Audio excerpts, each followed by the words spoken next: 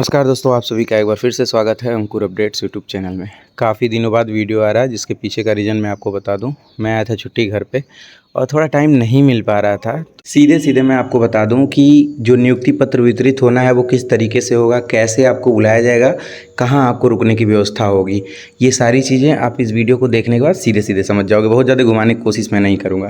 देखो, आपके सामने एक नोटिस दिख रही होगी। ये सभी पुलिस आयुक्त और सभी जिलों के वरिष्ठ पुलिस अधीक्षक और अधीक्षक को जारी किया गया है। इसमें बताया गया है, मतलब जो विषय है, आरक्षी नागरिक पुलिस के 60,244 पदों पर सीधी भर्ती 2023 के अंतर्गत चयनित अभ्यर्थियों के गृह जनपद द्वारा की जाने वाली कार्यवाही के संबंध में। इसका मतलब ये है कि हर जिले के पास जो यूपी पुलिस में चयनित बच्चों का जो डाटा है, उसकी जो मतलब फाइल है, उसको एक तरह से ये कहा गया है कि आप जो जेटीसी, जैसे मान लीजिए आप जिस ज़िले के रहने वाले हैं, आपको एक जेटीसी ज़िला मिला होगा कि इस ज़िले में आपको बुलाया जाएगा, तो वो ये कहा गया है कि जो फाइल है वो उस ज़िले के जेटीसी सेंटर पे आप अवेलेबल करा दीजिए, जैसे मैंने ये बताया। और उसके बाद ये बताया गया है कि सफल अभ्यर्थियों को गृह जनपद प्रभारी द्वारा अल्प अवधि में बुलाया जाएगा। मतलब सभी जिलों के पुलिस अधीक्षक और जो वरिष्ठ पुलिस अधीक्षक हैं, इनको बताया गया है कि मतलब आप अपने ज़िले से बच्चों को वहाँ इकट्ठा करेंगे। या फिर मैं आपको दूसरे वे में बताता हूँ। जैसे समझो, बारात जाना होता है, एक जगह गाड़ी लगी होती है, सब लोग वहाँ पहुँचाते हैं, वहाँ से बारात चले जाते हैं लोग। तो ठीक ऐसे ही आपको फ़ोन करके अल्प अवधि में बुलाया जाएगा। यहाँ देखिए लिखा हुआ है, अल्प अवधि में बुलाया जाएगा। कहाँ लिखा है? यहीं कहीं लिखा होगा। हाँ, अल्प अवधि में बुलाने का मतलब आपको फ़ोन जाएगा, आप चले जाएंगे। अब चूंकि बारात में ड्रेस नहीं होता है, यहाँ ड्रेस है, ठीक।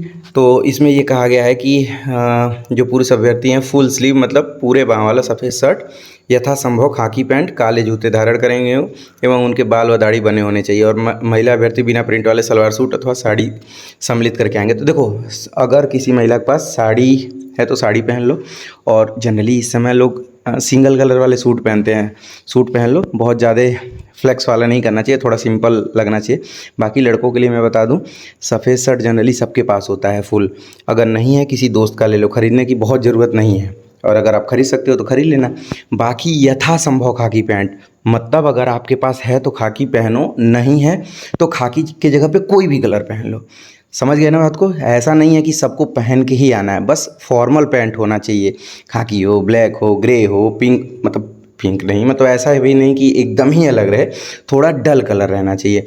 और काले जो जूते हैं उसमें आप लोफर्स पहन सकते हैं, या फिर उसके जगह पे आप कोई भी ब्लैक पहन सकते हैं, स्पोर्ट भी चल जाएगा। क्योंकि देखो, सबको नहीं बुलाया जाएगा। एक तरह से 60,244 लोगों को इकाना स्टेडियम में बुलाया जाएगा। जैसे मैच देखने लोग पहुंचते हैं ना, तो ऊपर का ही हिस्सा दिखता है, कौन देख रहा है जूता, कौन क्या है। समझिए बात को। स्कूल का ड्रेस एक तरह से नहीं है कि सबको फेस बाय फेस देख के पता लगाया जा सके।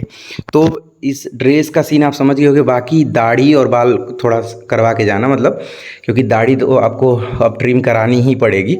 वैसे तो जेटीसी पे जाते तो ही कराना पड़ता, बट यहाँ मजबूरी हो गई है कि आपको यहीं करा के जाना पड़ेगा। लेकिन मज़ा आएगा, ये भी एक्सपीरियंस अच्छा वाला होगा।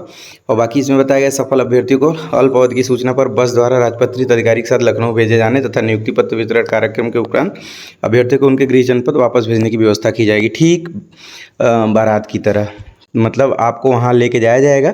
अरे पूरा मतलब सिस्टम लगा हुआ है, जैसे घरतिया बरतिया होते हैं ना, मतलब कि कि घर के जो सीनियर सदस्य होते हैं और कि चलो चलो बैठो बैठो बारात जाना, सेम वही कंडीशन है। आपको फ़ोन पे बुलाया जाएगा, बैठा के लेके जाया जाएगा, ठीक है। ठहरने की व्यवस्था पुलिस आयुक्त लखनऊ द्वारा उचित प्रबंध किया जाएगा। मतलब हर स्कूल, होटल, डिग्री कॉलेज, फलाने ढिमाके, हर जगह के बारे में नोटिस पे नोटिस छप रही है कि बताओ कितने स्नानागार हैं। मतलब ये समझिए कि आप अपना अगर दूर से जा रहे हैं, जैसे मान लो 5-6 घंटे में लखनऊ पहुंच जा रहे हैं, तब तो कोई दिक्कत नहीं, ठहरने की दिक्कत ही नहीं है। लेकिन जनरली बहुत दूर दूर से भी लोग आने वाले हैं, तो एक दिन पहले वहाँ बुला के ठहरने की व्यवस्था सब ए ग्रेड VIP रहेगा, उसका टेंशन लेने की ज़रूरत नहीं है। बाकी डेट निर्धारित करने के लिए एक और नोटिस जारी किया गया है, वो मैं आपको दिखा देता हूँ। ये पुलिस मुख्यालय, पुलिस महानिदेशक द्वारा जारी किया गया। इसमें बताया गया 60,244 के अंतर्गत चयनित अभ्यर्थियों को नियुक्ति पत्र प्रदान किए जाने के हेतु संचरण के दौरान रात्रि विश्राम हेतु की जाने वाली आवासीय मूलभूत सुविधाओं के संबंध में इसमें एकदम क्लियरली बता दिया गया है कि 15 तारीख को नियुक्ति पत्र वितरण किए जाने का जो कार्यक्रम है वो प्रस्तावित है, ठीक है। और इसमें भी बताया गया कि प्रतिभाग करने हेतु प्रदेश के समस्त कमिश्नरेट जनपदों से इतना को सड़क मार्ग से बसों द्वारा 15 को प्रातः 10 से 1 बजे के बीच कार्यक्रम स्थल पर प्रत्येक दशा में पहुंचना है, ठीक है। इसमें ये बताया गया कि वहाँ रुकने की सारी व्यवस्थाएं हैं, खाने पीने की सारी व्यवस्थाएं हैं। जहाँ पे आपको सामने ये दिख सकता है कि कहाँ गया, ठहरने के लिए भवन, स्कूल, कॉलेज, बारात घर, धर्मशाला आदि का चिन्हांकन करते हुए। अरे यार, आप समझ ही रहे हो ना, कमिश्नरेट रहने की व्यवस्था करने के लिए कहेगा तो कौन बारात घर मना करेगा? चलाना नहीं है क्या उन्हें? सिंपल सी चीज़ समझो। तो 15 को अभ्यर्थियों को समय से कार्यक्रम में पहुंचाने की जिम्मेदारी उनकी होगी। बाकी आप पहुंच जाइएगा, टेंशन मत लीजिए। अगर आपका पेपर है, नहीं भी पहुंचेंगे तो भी कोई विशेष दिक्कत नहीं होने वाली है। जैसे पेपर होगा तो ही आप मत जाइएगा, बाकी प्रत्येक कंडीशन में जाने की कोशिश करिएगा, क्योंकि अलग मज़ा रहेगा वहाँ पे। और यार, पैसा नहीं लग रहा है, आराम से पहुँचे ना। तो देखो, मैक्सिमम चांसेस यही हैं कि इकाना स्टेडियम ही एक लखनऊ का ऐसा जगह है, जैसे जो मुख्यमंत्री जी हैं खुद ही अपना जो वहाँ पे क्या बोलते हैं उसको, शपथ कार्यक्रम वहीं पे ऑर्गेनाइज़ कराए थे। तो इतने बड़े संख्या में एक जगह इकट्ठा होना और लखनऊ में रहने की व्यवस्था करने का मतलब यही है कि आप बच्चे तो हो नहीं, आप तो समझदार हो, आप समझ गए होगे। खाना पीना, नहाना धोना, मतलब सब चीज़ की व्यवस्था की जा रही है आपके लिए। तो मौज काटिए, आराम से पहुंचिए। कपड़े का बहुत ज़्यादा टेंशन ना लीजिए। बाल में अभी मत पूछिएगा कि सर जी एकदम जीरो कराना फलाना, नहीं भाई, सेट करा लेना, कोई दिक्कत नहीं। जेटीसी में जाके तो वैसे भी मुंडन हो ही जाएगा आपका।